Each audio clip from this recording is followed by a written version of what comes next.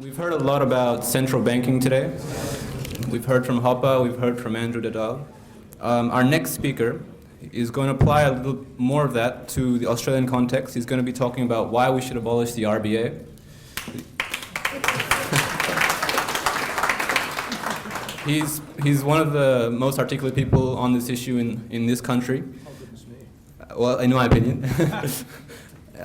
He's a director at Leithner and Company, a private investment company based in Brisbane. His company adheres strictly to the traditional value approach to investment, pioneered by Benjamin Graham and adapted by Warren Buffett. He was born in Winnipeg, Manitoba, in Canada. He received a first-class honors degree from McGill University, where he was also the university scholar, and he holds master's degrees from Queen's University and the Australian National University, and he completed his PhD at the University of Strathclyde in Glasgow, Scotland. Chris's most recent book is The Evil Princes of Martin Place, which applies the insights of Ludwig von Mises and other Austrian school economists to the recent global financial crisis. Ladies and gentlemen, please welcome me in joining Chris. You're welcome.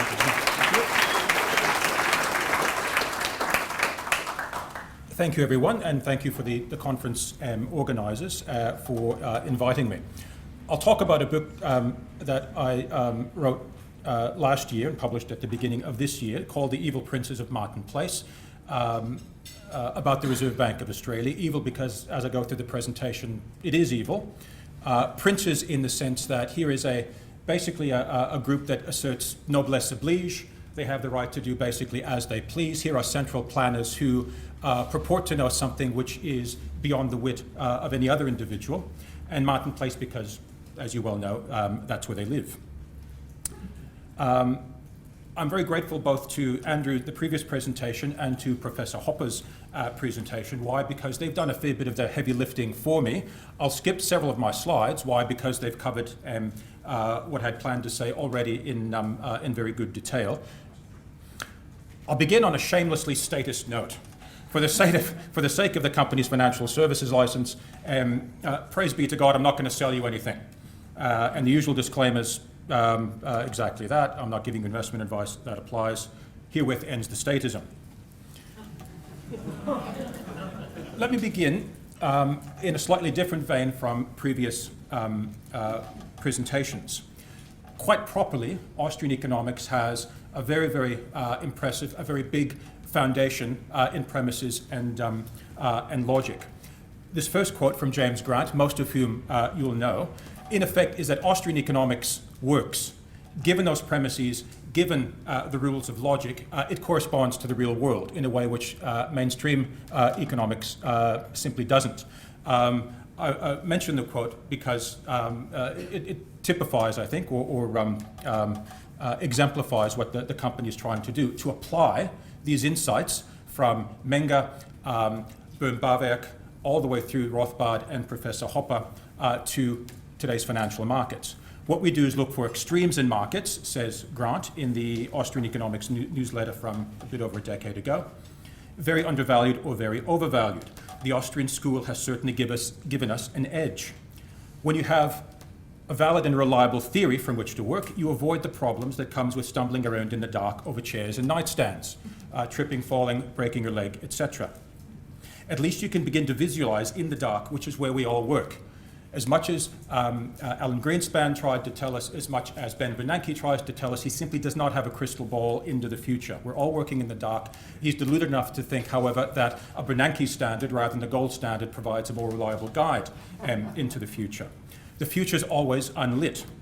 But with a body of theory, namely the Austrian school, you can anticipate where the structures might lie, you can avoid them, and thereby avoid the broken legs, etc. To step out of the way every once in a while. I put up this chart simply to illustrate that as a company, we've made our fair share of mistakes. We've been saved, if you like, or we've been prevented from committing even further mistakes by adhering as closely as we can to the Austrian school. The dark lines, the one towards the top on the right-hand side, we're basically plotting compounded returns over the past, close to 12 years. We take the Australian Bond Accumulation Index, that's to say, in effect, investment-grade bonds with the distributions, the All Ordinaries Accumulation Index, and our results. Amusingly, I suppose, from my point of view, using the jargon or the contemporary jargon, we tend to underperform during the boom, and we tend to outperform during the bust. That applied in the mini bust of the early 2000s, and it's applied since 2007. So I suppose the company shareholders ought to pray that the bust continues, and I ought to thank my lucky stars that we've been reasonably fortunate thus far. Overview. I'll summarize the book, The Evil Princes of Martin Place, the RBA, the GFC, and the threat to your liberty and your prosperity. The key point, summarizing it in a sentence or so, fractional reserve banks, of which we heard from Professor Hopper, FRBs for short, are not just fraudulent, they're inherently bankrupt. Central banks are fractional reserve banks, therefore central banks are not just fraudulent, they too are inherently bankrupt. I've told you nothing that Professor Hopper didn't tell you. I'll add a bit of evidence or embellish the script slightly with some examples. In a nutshell, the book asks the question, what caused the GFC? What will be the consequences of the actions undertaken by governments to combat it? From an Austrian point of view, this is all pretty boring. We've seen this film before, folks, not just once, not just twice, but multiple times. It's the latest in a long series of economic and financial crises that have punctuated roughly the past 250 or so years. That's to say, during the era when fractional reserve banking began to rear its ugly head. Like its predecessors, the book looks at three previous crises: the Panic of 1907, which conveniently enough erupted almost a century before the GFC, almost exactly a century. The Depression of 1920-1921, Stephen Cates mentioned it briefly. Mainstream folks don't like to talk about it. Why? Because virtually the polar opposite response was enacted against the Depression. No one remembers the Depression of 1920-1921 because it was so damn short. Everyone remembers the Great Depression because it was so damn long. No one remembers, or mainstream people don't remember the Depression of 2021 because governments, amazingly, to a greater rather than lesser extent, left well enough alone. And from 1929 to 1946, governments simply could not leave well enough alone. And of course, looking at the GFC from an Austrian theoretical point of view and an Australian empirical point of view. Poor policies, in other words, the actions of government, not the market, but the government, legal tender laws, of which we heard from Andrew, fractional reserve banking, of which we heard from Professor Hopper, and central banking, these are the GFC's ultimate causes. As a matter of elementary logic, remove the causes and the consequences will not reappear. Ergo, and the RBA. In terms of major findings, for those who've read, and that includes most of you in the Austrian tradition, none of this is particularly new. Fractional reserve banking, by its very definition, breeds inflation, the artificial boom which begets the genuine bust.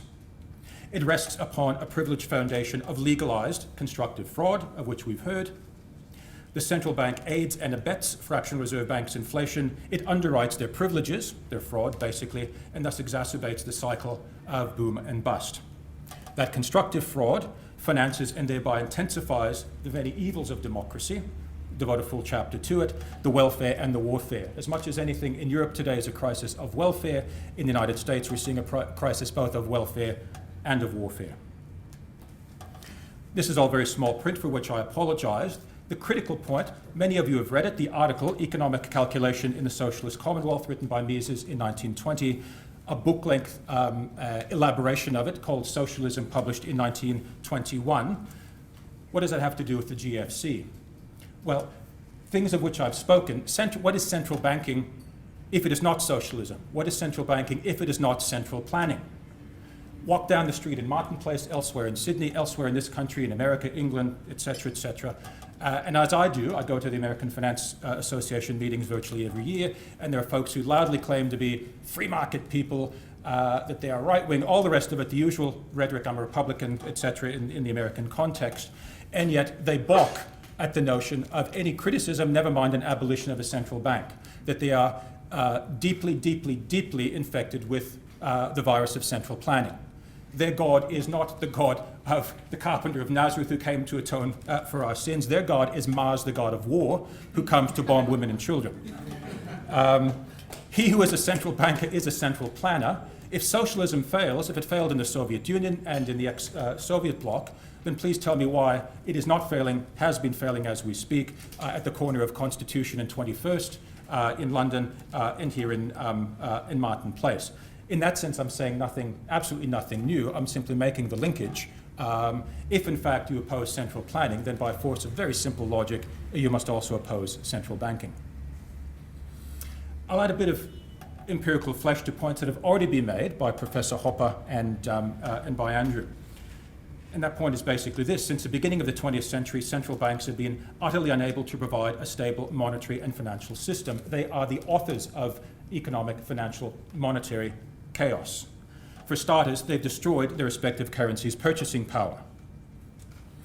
This is a graph which plots the purchasing power of the Australian currency, be it the pound pre-decimalisation and the dollar since 66, 67, and the US dollar. It is a happy coincidence that central banking, or something vaguely resembling it through the Commonwealth Bank, can be traced to the period just before the First World War in this country and the enactment of the Federal Reserve Act in Washington in December of 1913. It plots purchasing power in Australia and the USA since 1913. By purchasing power, I basically mean how much of a comparable good over time does a unit of currency purchase? How many Granny Smith apples in 1913 versus how many Granny Smith apples today? And the point is that since 1913, the purchasing power of both the US dollar and the Australian dollar and the pound, which preceded it, has fallen basically by 99%, something close to that, 96, 97, close to 99%.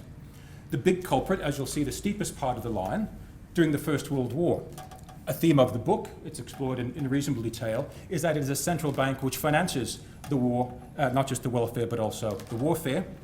And particularly since the formal abrogation of gold, of a gold exchange standard, technically speaking, in the early 1930s, it's been all downhill since then.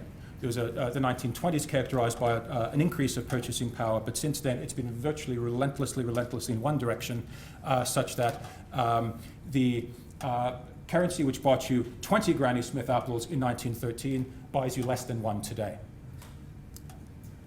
There's more than correlation going on here, there's causation going on here, it seems to me. I've simply taken the same data, I'll show you the source of the data in just a minute, and I take them back to, in the old country, the UK, and in the US, back to 1800. And the basic story here, notice the bifurcation up to roughly the time, well, basically 1913. During the First World War, obviously, the Bank of England left a formal gold standard. Yes, it undertook open market operations before then, but in a relatively limited way. It did so in a wholehearted way, beginning during the First World War. Notice that since then, in both countries, the purchasing power of the currency has collapsed. Notice that during the 19th century, and particularly from about 1830 or thereabouts, with one exception in the United States, the purchasing power of the currency didn't just rise, it doubled. So the unit of currency that bought you one Granny Smith apple in 1800 bought you, count them, 2 apples by the turn of the 20th century. That one exception, of course, being in the United States in the War of Northern Aggression from 1860 to 1865, in which the purchasing power suddenly and dramatically collapsed for obvious reasons. The phrase greenback, often used as a description for the American currency, originated then, backed by nothing apart from the sheer force of evil Abraham Lincoln. A recovery as America returned to something resembling a collateralized currency in the 1870s, and then, as I've said already, downhill since then. The British story is even of greater stability from roughly the 1830s, 1840s until the First World War, and then destruction since then. So there's a causality here. It is not monetary stability which central banks create, it is monetary chaos which they create. The evidence, it seems to me, is quite compelling. There are the sources. To rub a bit of salt in their wounds, these are official statistics from the RBA, from the US Bureau of Census, and from the Bank of England's inflation calculator. On inflation, it's been covered in great detail, but it's important to make a couple of what are elementary points, but to repeat them as clearly as one can. We've seen central banks don't create inflation, they don't fight inflation, quite the contrary, they manufacture it, they create it. We've just seen what seems to be strong evidence of exactly that. The shift over the years What used to be a commonly understood definition of inflation has left a sinister legacy. I'm drastically simplifying. Pre-Keynes, what was inflation? Was an inflation of the supply of money. In Mises' terms, the creation of fiduciary media. Now it's utterly confused. The confusion is between the cause, the monetary expansion, the creation of the fiduciary media, and one of its possible consequences, that's to say, the consumer price index. The trouble, of course, is that the consequence of inflation, this is a river which can follow various streams. In the 1970s, in Gough's and Malcolm Fraser's day, CPI manifested, or inflation manifested itself at the checkout at Coles and Woolworths. In John Howard's day, it manifested itself in financial markets. We've had high inflation in Australia. The creation of money has been just as high as in other Western countries. To regard Australia as a low inflation country is to indicate one's economic illiteracy.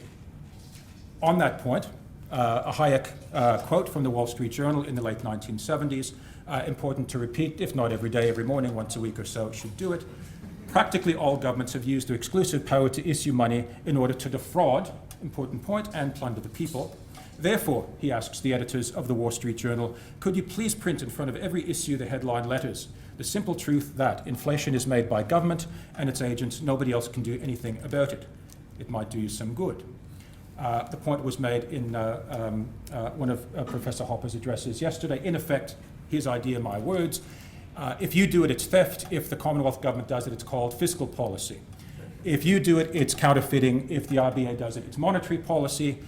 If you do it, it's genocide and mass murder. If Julia and Kevin do it, it's foreign policy with regrettable collateral damage. There's a fundamental disconnect. Morality, which we can agree for private individuals, is reprehensible. For some bizarre reason which is left unstated, is regarded as a virtue by the state. That created a real problem, a plague with no name. This is a quote from Mises, from Human Action. The semantic revolution, which is one of the characteristic features of our day, has also changed the traditional connotations of the terms inflation and deflation. What many people call inflation or deflation is no longer the great increase or decrease in the supply of money, but its inexorable consequences. It's no longer the cause, it's one of its consequences, the general tendency towards a rise or fall in commodity prices, wage rates. This innovation is by no means harmless, plays an important role in fomenting the popular tendencies towards inflationism. If we don't know what it is that's the cause of our troubles, we're going to have a devil of a time diagnosing it. I mentioned the constructive fraud of fractional reserve banking. Because the point's been made, I'll proceed quite quickly. There's a deposit, which is a claim on current goods. A loan is a claim on future goods. It simply bastardizes the English language to regard them as synonyms for a bank to lend a deposit, a source of the fraud. It seems to me a woman is either pregnant or she's not pregnant. The present is the present and the future is the future. To confuse the two leads to all manner of mischief, namely the business cycle. If a bank lends a deposit, then whether the depositor knows it or not, and whether he likes it or not, from the depositor's point of view, he no longer has a deposit, he has a forced loan, which probably was not part of his intention. I'll skip and just make one final point re the fraudulence, it seems to me, of fractional reserve banking. I've mentioned the American Finance Association meetings. At those meetings, it's not at all unusual for finance academics. In effect, they are atheists of the Richard Dawkins school. They are incredibly disproportionate number strident atheists. And yet, without the slightest embarrassment, they assert that something in the secular world can be created out of nothing, which seems to me, to put it extremely mildly, is something that they should think very carefully about. It doesn't trouble them. They proceed happily on their way and lead others to what seems to me is disaster. Stimulus has been talked about. I'm going to skip over these slides. The point's been made quite well. Stimulus is dumb. It doesn't work. It makes things worse. The book's two recommendations are very simple: to repeal, the Reserve Bank Act 1959 and the Currency Act of 1965. All deposit-taking institutions must conform to traditional legal rules and principles. This means A, the repeal of the Banking Act, and related financial legislation. APRA, ASIC can be kicked overboard as well. Maintenance at all times of a deposit-taking institution of a 100% reserve, not a fractional reserve, and the punishment of fractional reserve banking as constructive fraud. This is virtually identical to Rothbard's prescription. It is basically identical in an Australian context to Jesus Huerta de Soto's prescription in his dreadnought of a book of, 3-4 years ago, the English language editions.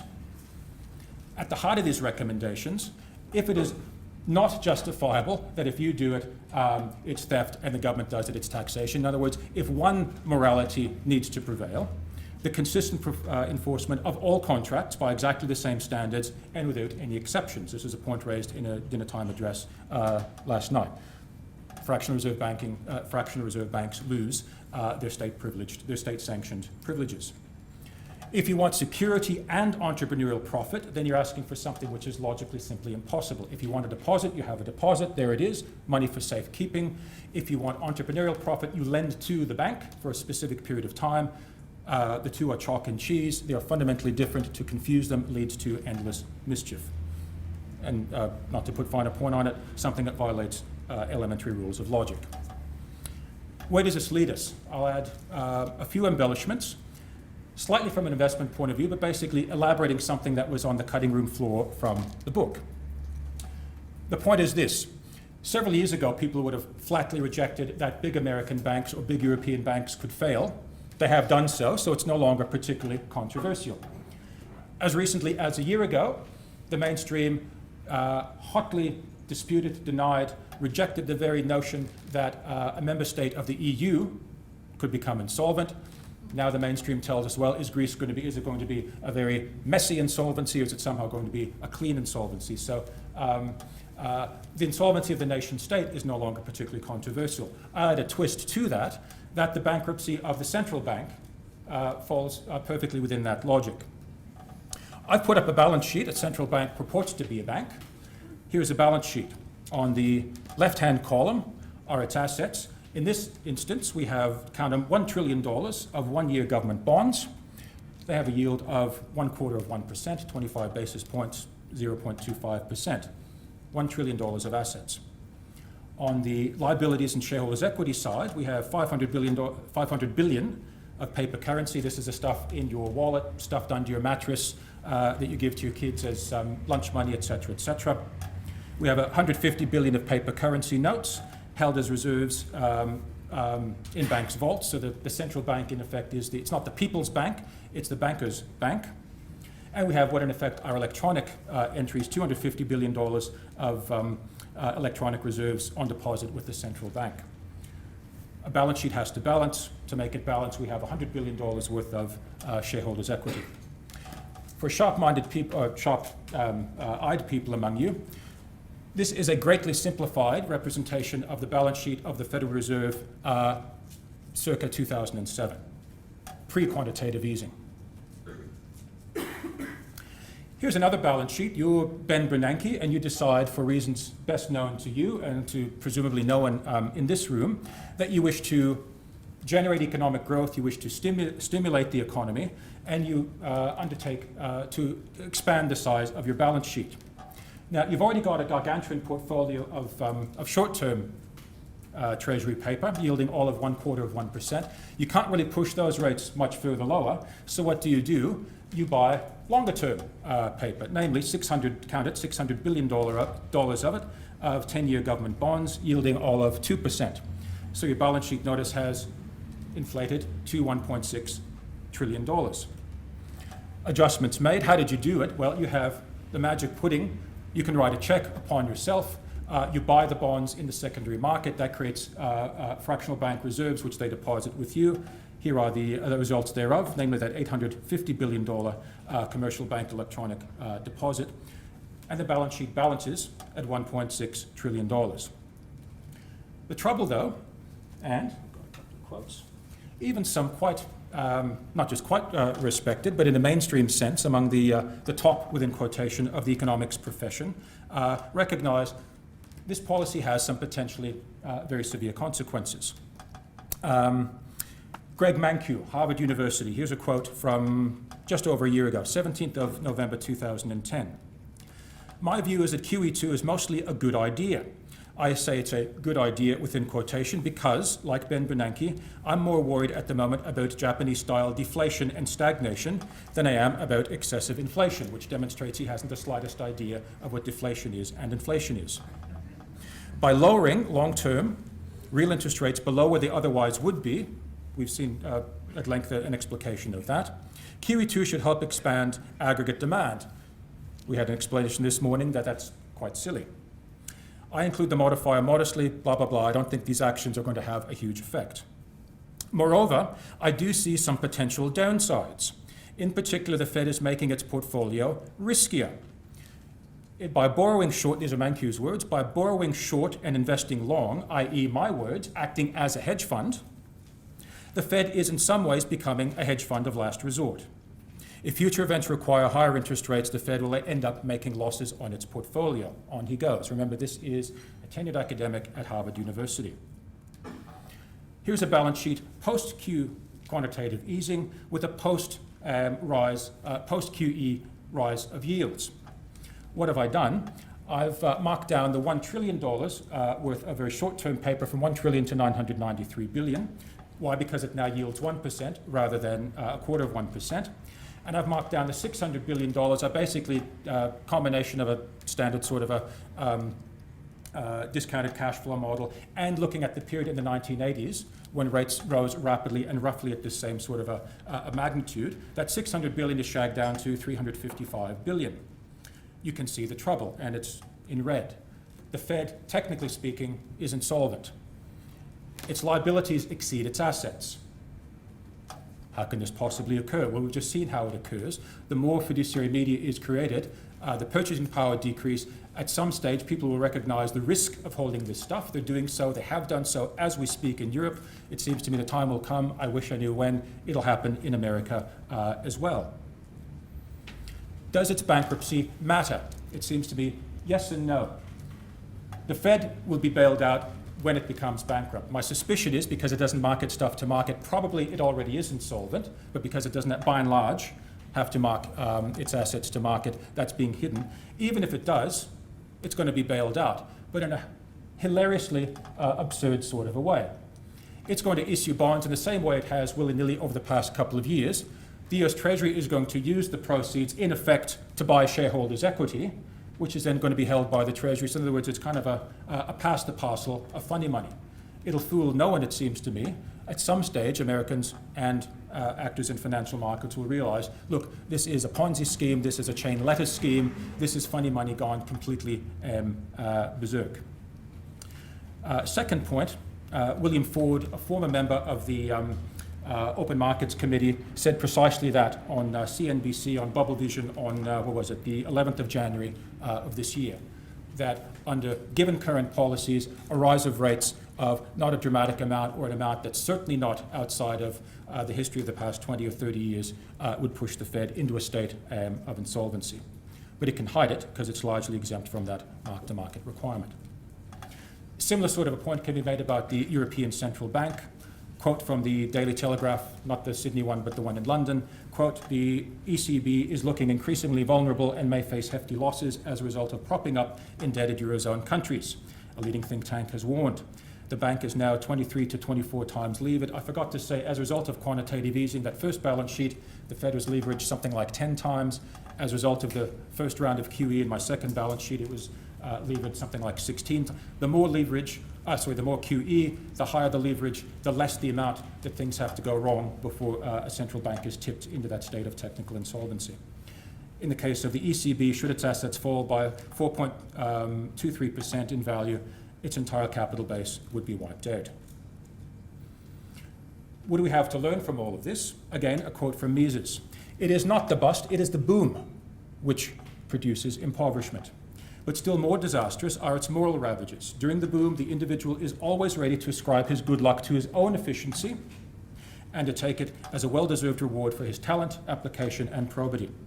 But reverses of fortune he always charges to other people. He doesn't blame the authorities for having fostered the boom. He reviles them for the inevitable collapse of the boom. In the opinion of the public, more inflation and more credit expansion are the only remedy against the evils which inflation and credit expansion have brought about.